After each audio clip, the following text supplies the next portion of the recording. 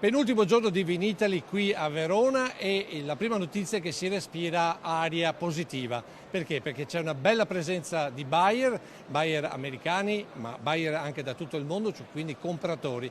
Significa quindi che il mercato sta tirando ed è il primo segnale che deve arrivare dopo giorni di tensioni e di timori per quanto riguarda i dazi americani.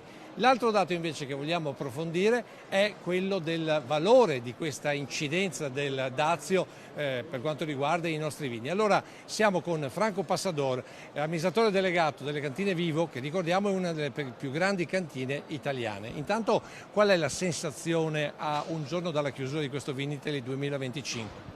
La sensazione è positiva, nettamente positiva, perché oltre ad operatori nazionali abbiamo una buona affluenza di buyer americani, ma anche del continente asiatico, giapponesi e via dicendo. Quindi bene, complessivamente molto bene. Ecco, voi avete fatto anche un calcolo su quanto inciderà il dazio, ad esempio, su una bottiglia di Prosecco DOC in America?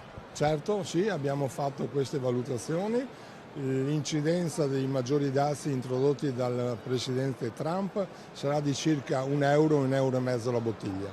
Quindi non un grande prezzo, quindi paradossalmente potremmo andare a occupare invece spazi di altri vini, mi viene in mente lo champagne che costa molto di più.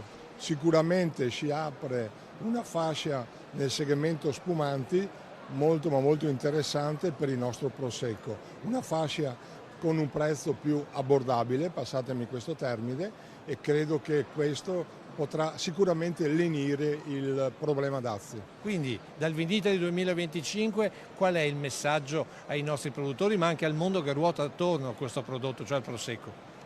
È un messaggio positivo, è un messaggio che mi sento di dire: manteniamo la calma, manteniamo la fermezza, sviluppiamo le nostre attività commerciali anche in altri mercati, ma credo che ce la faremo anche questa volta verso un risultato positivo.